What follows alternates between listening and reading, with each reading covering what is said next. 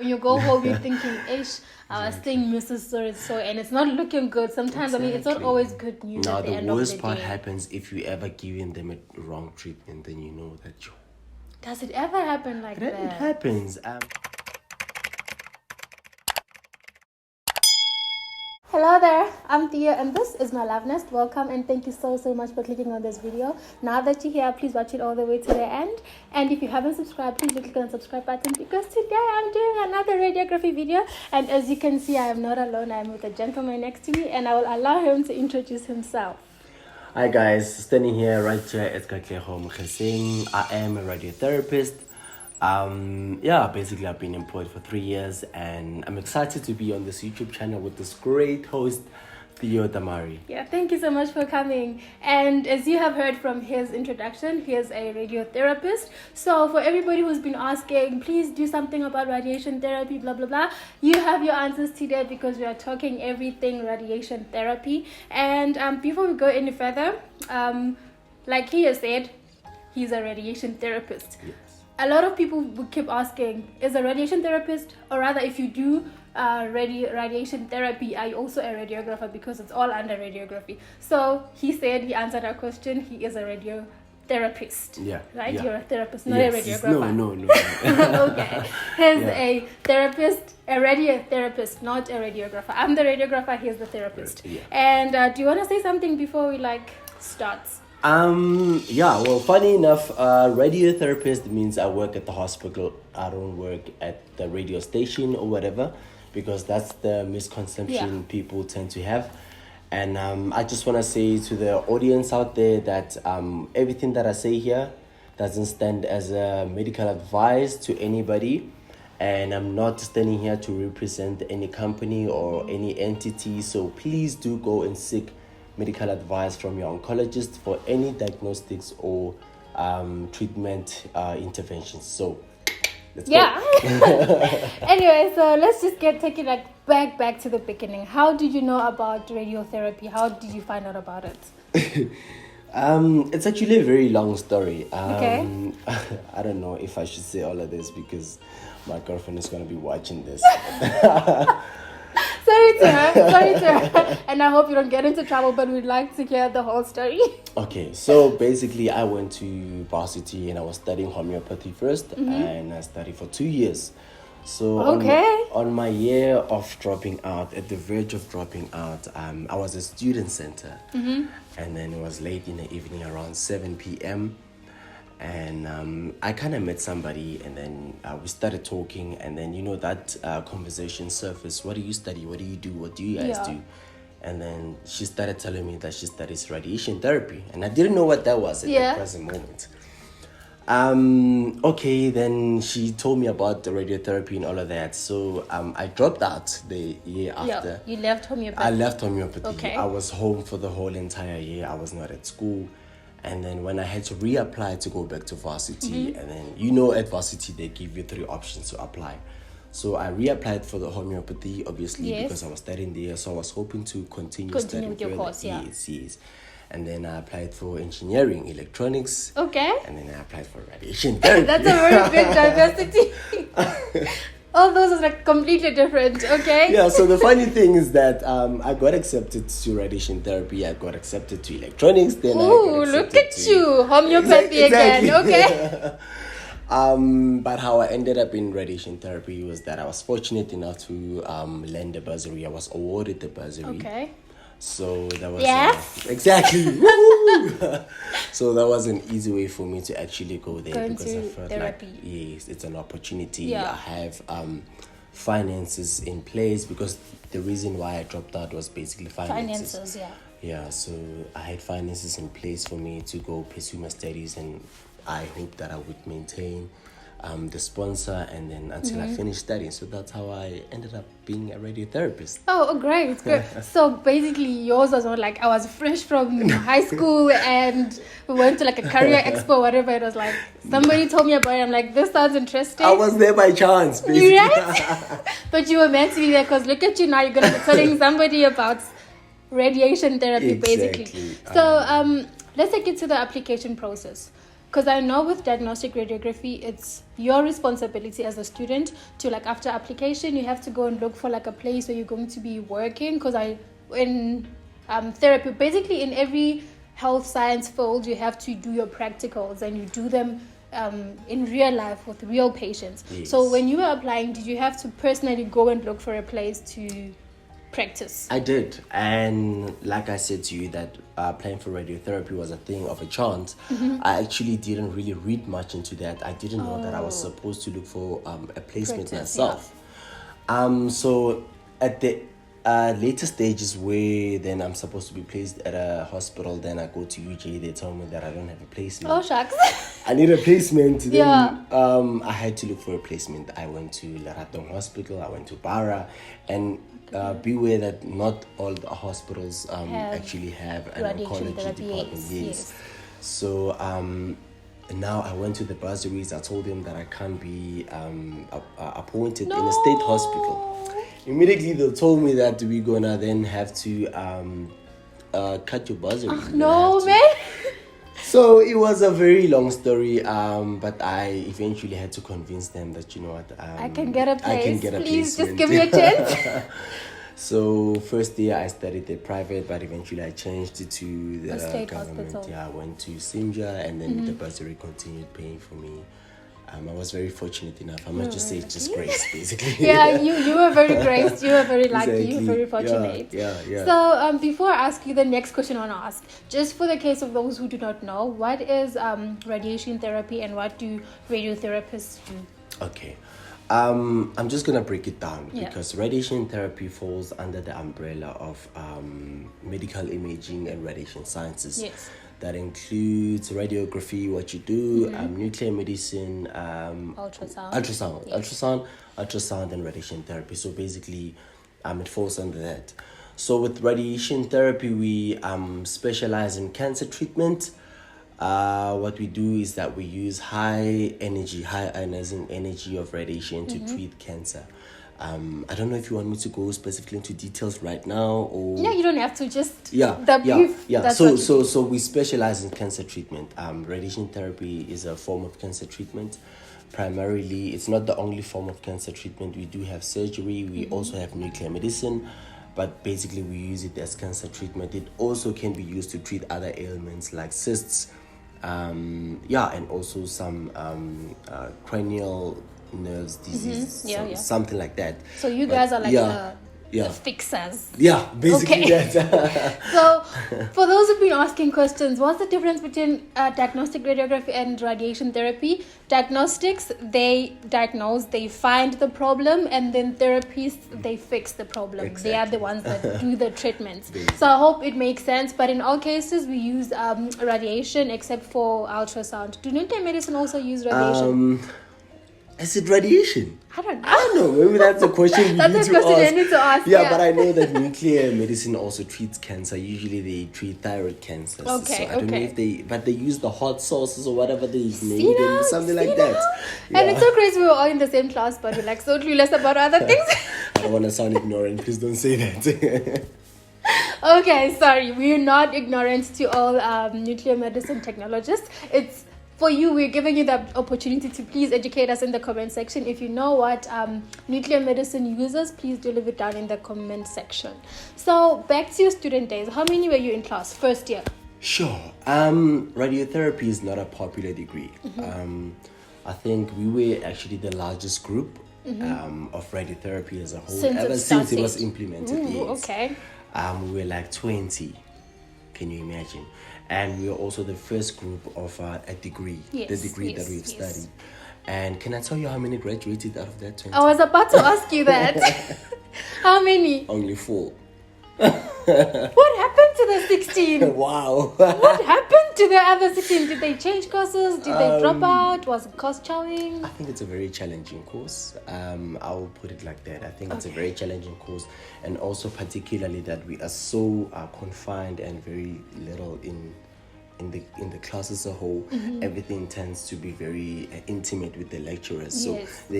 they tend to see your mistakes very easily, and you tend to interact at a very close emotional level with the lecturer. So it's lecturers. very easy for you to just be like, I'm not for this. Yeah, also because like looking from high school, you're in a bigger class where, I mean, the teacher knows you, but they don't really have that relationship with you. And then now you're going to varsity and you're thinking, yeah, varsity is going to be like, I'm going to be living my life, freedom. And then you get a lecturer that knows your name, your age, just everything about you, because there's like so few of you. So yeah, I understand. You can't even teach the lecture. Exactly, you can't even miss the classes because they know how many you are. But from 20 to 4. Yeah, no, it was 16. All of them just that is a very huge amount. But yeah, that speaks a lot about the 4 that actually graduated in 2019. 2019? Yeah, 2019. Yes, class of 2019. That says so much about you guys because y'all really did put in the work. Anyway, I wanted to ask you about in this course, but you just mentioned now that course can be really challenging, and that is why at some point you ended up just being 4 in your final year. So what did you prefer more, theory or being at the hospital? I think I preferred theory more. Why? Well, basically because of especially in my first and second year, the content that the theory entailed was more of what I thought that I would study initially. Okay. The anatomy, the physiology, the pathology, all of those things I enjoyed studying because I wanted to be in medicine. Yes, and now you're in the field. Yeah, so I think I enjoyed more of studying such things, diseases, elements, and the anatomy and how the human body functions. But you know what, right now I must just say I'm okay with what I do. It is what it is, basically. Okay, it is what it is because this is the life you chose. Yeah, this is the life that I chose. Okay, yeah. And another thing I wanted to ask you was that when you were a student, were your responsibilities as much as they are as I qualified now? Like, do you do the same thing you were doing then? Yeah, you see, in our course, I think more or less, basically, because as radiotherapists, also as a radiographer, I think you can familiarize yourself with this. We get to go for practicals at a very early stage. From first year. Yes. From first year, you get to interact with patients, you get to work with patients. Like I said to you, that as a student, you can easily just point it to a clinical tutor that, you know what, yes, this happened, but my supervisor is this. Yes. I feel like they could have shown me better. They could have, guided me better.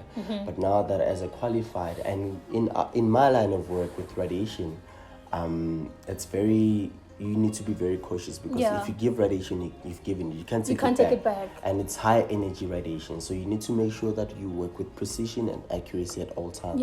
So that's what catches us most of the time. So we really try to avoid a lot of incidents at work.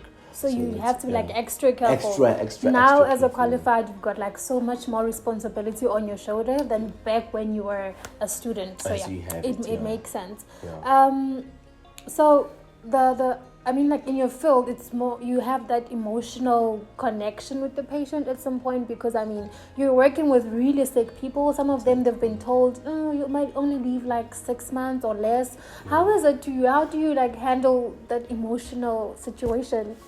It's very challenging because also in my field, you don't just get to see the patient once. They get to come for like 6 weeks. So every day you get to see this patient. Yeah, see this person going through all this journey, and you need to connect with them. You then see their progress over the treatment as a whole. And something that I need to mention is that also the radiation treatment as itself, it tends to be harsh. Like side effects. The patients go through a lot. As you can hear, people get to go through lose weight, lose hair. And so you understand that if you see somebody going through such things and then they get to open up to you, they get to unfold, there's an emotional intimacy that goes on. Although you're a professional, you can't portray that, but as a human, at the end of the day, there's something that you're feeling for them. And it can be really draining emotionally. Like when you go home, you're thinking, "Ish, I was seeing Mrs. So," and it's not looking good. Sometimes, I mean, it's not always good news. Now at the the end of worst the part day. happens if you ever giving them a wrong treatment. Then you know that you. Does it ever happen like that? It happens, especially at the government hospitals, because there's so many patients, and then they don't want to sit there and wait for long. You would call one patient, and then if they don't respond, somebody else just comes because they want to skip the queue. But they don't understand that the treatment is specifically for this person. That person. Yeah, the dose of radiation we're giving is for that person, and you're like, yo. Guys, please, if you're ever in a hospital situation and you feel like I cannot wait my turn, please just at least tell the caregiver that, okay, my name is so and so, I'm not the person you are calling, so that we treat you according to you. I mean, some people go to the hospital for treatment and they just pick whoever's treatment is there, and Yazin is off. Sorry. Anyway, I had another question in mind, which I think I must have forgotten. But let's take it to your work. Take us through a typical day in a radiation therapist, or maybe your typical day at work from morning when you get up. Like I get up at 5 o'clock and my shift starts at 7, like all the way through knock-off time. Okay. I wake up at 5. I wake up at 5 o'clock. Sometimes I'm slow to prepare myself. Sometimes I'm fast. I don't know what determines that. Okay. Get to work around 7:15 or 7:20. The latest, I'm usually at 7:40. Okay. Usually my shift starts at 7:30. Okay. If I'm there early, what I usually do, I get there, I just make myself some coffee. I'm not really a hot beverage kind of a person. Not every day, but sometimes I get myself a coffee. So it depends where I'm allocated. So in radiotherapy, either you're working on the machine, giving the actual treatment, or you're working at the CT scanner, or you're working at the planning, where you then plan the radiotherapy treatment for patients. For the patients, okay. My favorite is working at planning. I think that's amazing. What basically happens, just in brief? Planning is not a dead-end job. Planning requires you to think out of the box, because like I said, a patient's treatment is not a standard treatment. You need to plan specifically for that person. Yeah, so with radiation, the doctor will then draw where we need to treat, and the way you plan the treatment, you need to make sure that the dose of radiation you're giving is enough to that tumor that the doctor has drawn. Also, you're trying to avoid the critical structures around that area where you're treating. That sounds very interesting. Yeah, so depend, and also as human, different organs have different tolerance of radiation. So it needs you to, it's like a trick thing. Yeah, so you have to play around. Think and be creative about it. Yeah, yes, it's it creativity. actually gets you to think, I'm doing the work. I'm actually doing the work. Yes, unlike just putting the patient in the machine and then the machine does the work. Yeah. So that's what I also enjoy. Also, CT scan is nice, because that's when you try to put the patient at ease in terms of the radiotherapy treatment itself. You then, when they come, you then try to explain to them what's going to happen in the whole hospital. You obtain their consent, you explain to them their whole journey and everything. So that's also nice. The machine is also cool. I think it's just a standard job. So basically, you just give treatment. I would explain the kind of treatment that we give. We just use this big machine. We call it a linear I think accelerator. that is a call for a part 2. We should have you another day. Basically that. Should have you another day, so you literally take us through your actual day at work, how machines work and whatever. But you were still saying if you're early, you will have a cup of coffee. Yeah, you have a cup of coffee. I hate the drama at work, but but greet everybody except that one person who's just being bitchy about something. Exactly. We have that. We all have that. We all have that. So greet everyone, and then since I've had an opportunity to work at the government hospital and the private hospital, the environment is different. At the government hospital, I had an opportunity to have my tea time and also my lunchtime. Lunchtime. Yes, where I can actually take time off. In private, you eat as you go. As you're working. Exactly. So you just go there. Yeah. Prepare whatever you prepare, Come back, eat, and have then a come bite, back and come just back, go back. So continue. basically, So basically, Okay. my day is just work. Until knock off time. Knock off time, 4:00, gym 4:30. Okay, so Yeah. radiation therapy does not keep you looking like No, this. no, You have no. to put in the work to look like that. You have to go to the gym after work. Yes, Well, me yeah. exterior, I'm a lazy person. So okay, on average, how many patients would you see in a day? And let's compare that to between private and public. It depends. Okay. I will put it like this. So in private practice, there's practices that are more busier than the others. For instance, in areas where people tend to go there, like in center areas, like the Santon areas and so forth, they are more busier than the outskirt areas, if I can put it like makes that. sense, yeah. So they get to treat like 56 patients a day. Okay, that's Yes, a lot. exactly. At the gen, you treat that every day. Yeah, that's like that. If it's That's like yeah, 20 yeah. patients, like what's happening today? Why do you only have 20 patients? Exactly. At the government hospital, that's what you go through every day. Every So day. the government hospitals are more busier every day, all the time. It's you really slow down because there's a backlog all the time. Yes. And in private practices, there's others that are not as busy. You get to treat 23 patients. You get to treat like 15 patients. Okay. Yes, it goes like that basically. Okay. Yeah. So your how you book patients? Do you actually do you book your patients, or they just come whenever you feel like, okay, I can go to the hospital? Like in my case, in diagnostic, a patient would have like a chest pain for the whole month, and one day they're like, you know what, I'm going to the hospital today, and they just show up. So do you guys have patients that just show up, or you have to book them? So today I might have 20 patients. Okay, so with us, we get patients from the oncologists. Okay. What they do, they consult with the patients, and then they diagnose for a specific cancer, and then they give the patient to us for the planning scan. Okay. So the number of patient increases as per consultations. Okay. With the So however oncology gets is however much you will get. Yes. That makes sense. Yeah. So I think we're gonna get to the Q&A part where people were asking us questions on Instagram, and we're going to be asking the questions that you guys posted. And if you've got any other questions that maybe you probably missed our Q&A on Q&As on Instagram, you can just drop them in the comment section, and I'll try my best to get him to answer your questions. And if you can't answer them, if I can, I'll answer your questions. So here we go. Question number 1. What are the risk factors associated with radiation therapy? Okay, associated with radiotherapy, I would say that's a very vague question, but it depends on what we are treating. We basically try to reduce that, but I can say the side effects that you get, you would basically get loss of hair if you're treating over the head and neck area. You would get diarrhea if you're treating over the abdominal area. You would get nausea and vomiting. You usually get fatigue. If you're treating over the pelvic area, sometimes when you go to the bathroom, your urination is burning as you go to the bathroom.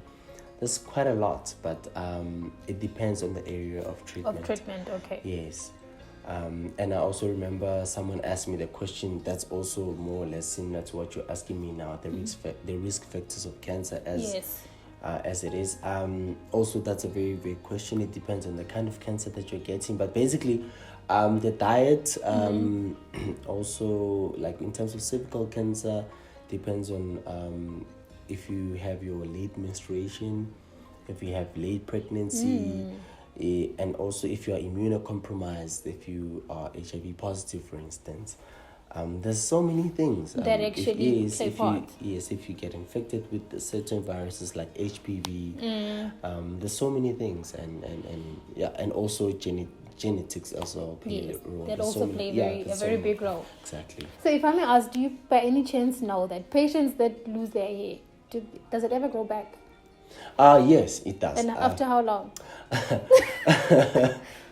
Radiotherapy side effects basically take roughly around 2 weeks before the patient gets back to normal. Also, the skin side effects, because you usually get like a sunburn on your skin because radiation passes through your skin before it gets to the target. Yes. So they usually take about 10 days or more. Yeah, they usually get back to normal. There's acute side effects, and there's what do they call it again? That one, the massive ones, like yeah, the chronic, the chronic, whatever that is. Chronic side effects. Yes. Like so there's acute, there's chronic. Obviously, the chronic, the later ones, they're more serious. Takes longer for you to get back to Yes. So it depends normal. on the dose and so forth. Yeah. Okay, and this was not asked. It's just asked. I'm just asking this out of curiosity, because I know that your reproductive cells are more sensitive to radiation, and every time somebody thinks radiation, they're thinking, oh my goodness, my babies. So do you ever have a case, or does it ever happen where you have to treat a patient probably in the pelvic area? If you had to do that, do you somehow protect their organs to protect their babies? So basically what we do, like I said, that every organ has a tolerance to radiation. Yes. And also the way we plan our treatment is to try and avoid causing damage to the healthy tissues. So I've never really treated a pregnant woman before, and as well I've never treated a patient that is compromised in terms of birth. Especially meaning that the radiation will compromise the birth. Not that I really know of. But basically, our treatment, how we plan it is that as we plan then we look at the dose that is given to your organs, reproductive cells. Second question was, or rather, one of the question was, what are the chances of being admitted at UJ in terms of APS, and is radiotherapy in demand? Why are you laughing at our questions? No, the thing is, in terms of APS, you just study hard and get a good APS. Those are the great chances. I mean, I think you need to get above 30 APS score. Yes. And you need to study life sciences. You need to have your physics, your English, and maths. And maths. That's basically the health-related subjects that will lead you to health-related courses.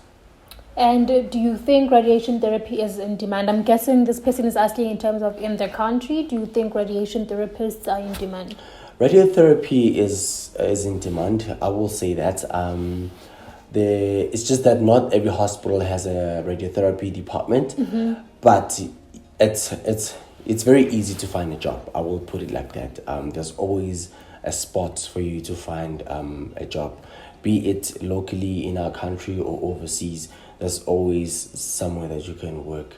So radiotherapy is very high in demand, I will say that. So I think when people say that it's not in demand, they're probably basing it on in terms of when you're in Gauteng or whatever.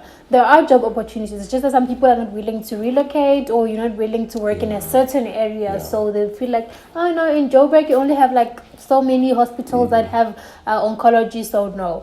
So in simplest terms, there are opportunities. It's just not confined to one space. So if you're one of those people who like exploring, going to new places, go for it. And okay, this is basically the same question, because this person says, are there any other opportunities in radiation therapy, and are there jobs in the field? I think just like any other job, once you get into the field, then you understand what's happening around it. You realize where you can branch into. You know what I mean? So you then find your pastures, your ways on how to pierce through certain routes.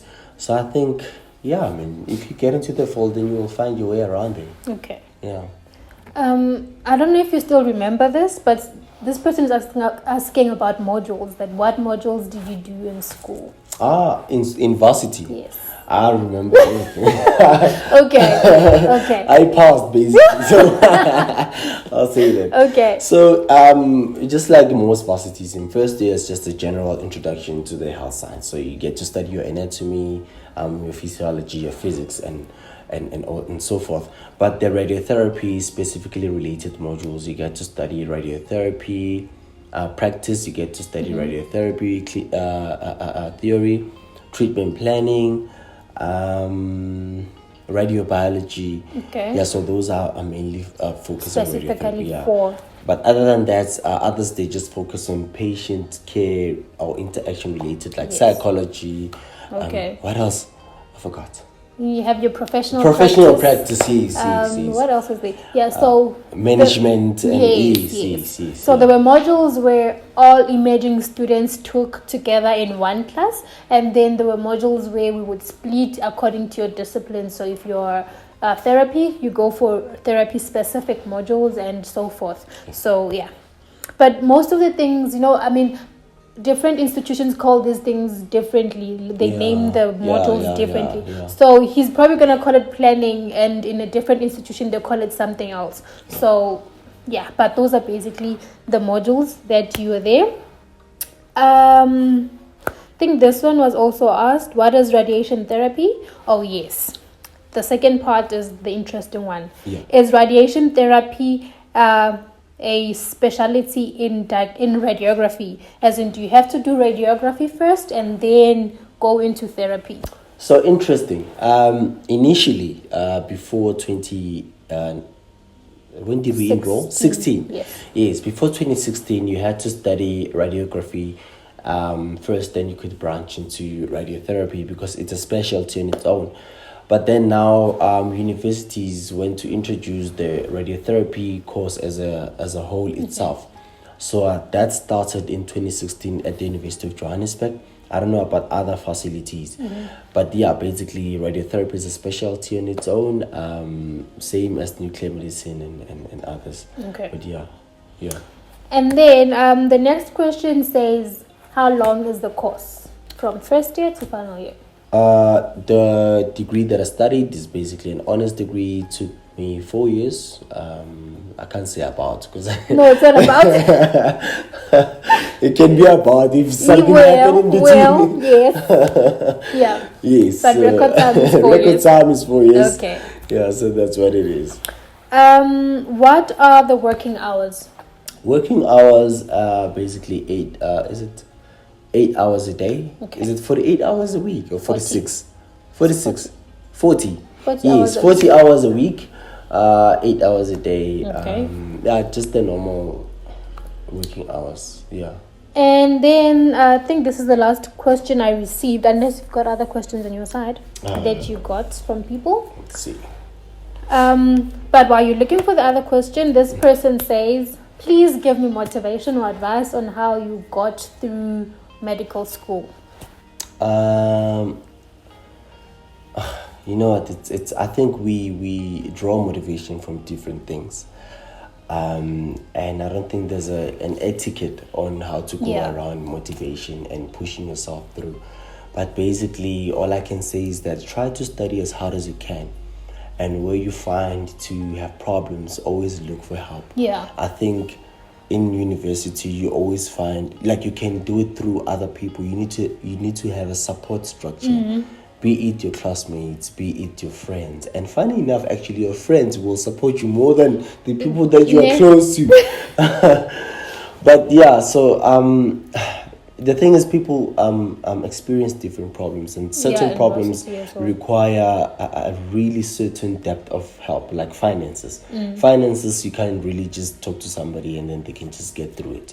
They really need an actual source of funds to overcome such challenges. But in terms of academics, if you're having challenges, just ask for help. I think that's the best way to go about it. Yeah, and the only way to get through varsity, honestly, is to socialize with other people. Because unlike in high school, man, when you go like, I'm gonna go home and study, and then I'm just gonna go to class and I'm gonna do my own thing and I'm gonna be known as the A student. I feel like you feel like I've got this. I understand. I know what's happening, and you are on your own in the wrong path. So if you are able to collaborate with other people, talk to other students, get perspective from others, that's you're gonna make it through. But not only that, you also have to study. You always be ahead of your work, be organized and stuff like that. And I think as far as there's a question that you said I might need to answer. The question came through that how's the work experience? Do I enjoy it? Yes. If I enjoy my work experience. Do you enjoy therapy? Are you loving it there? Is it what you expected it to be? I enjoy therapy. I enjoy therapy. I think it's in line with what I've always wanted to do. It's not exactly what I want to do. I enjoy it. At the same time, I feel like I can do better. I can maybe enhance my career. Yes. How did I find my experience so far?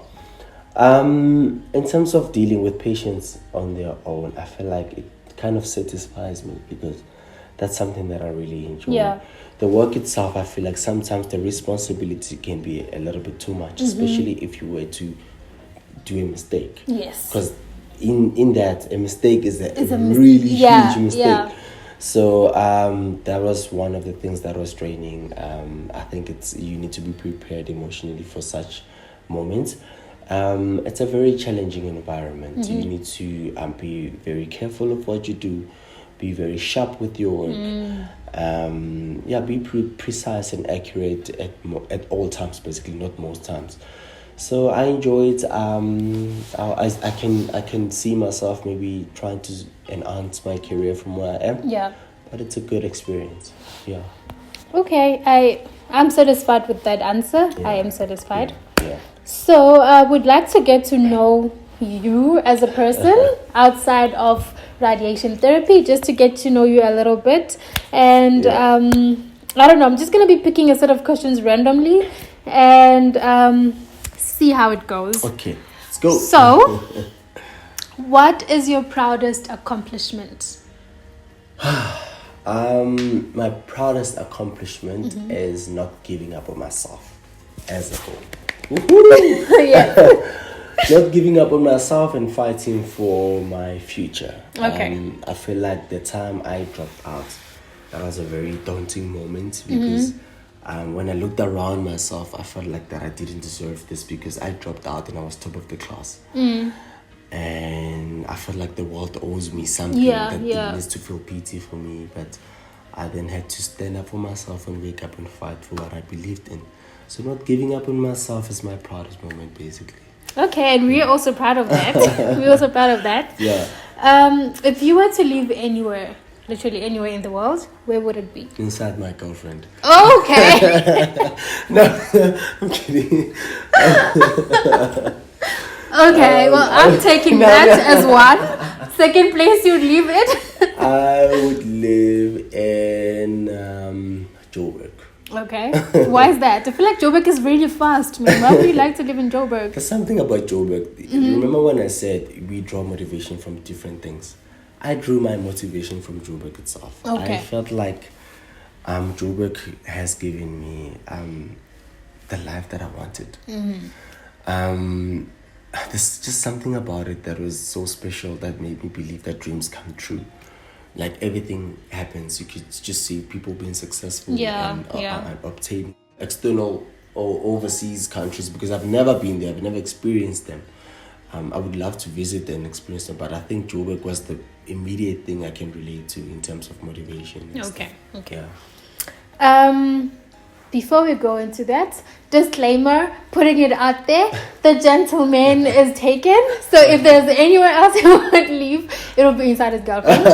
So, what makes you laugh the most? Laugh the most? Yes. I don't know. I really don't know. I just find myself laughing. I don't think there's anything specifically that makes me laugh the most. But I think general good conversations puts me in good mood. Basically, yeah. Okay, and you're actually a very good person to talk to, so... Ooh, thank you. Yeah. Okay. What did you want to be when you were growing up? I'm guessing you didn't... Okay, well, you didn't know about therapy then. So what was it? I think it's quite an obvious answer. I wanted to be a medical doctor. Yes, okay. But you know what, life can just take you there. And also... our paths are different. You know, some people would go straight from A to B, and then 1, 2, 3, and Z. And then some will have to go through all those alphabets to get to Z. So maybe with you, you had to go through therapy first and see. You probably won't even just be a medical doctor. You're probably gonna be like, you never we know. don't know. Yeah. Let's see.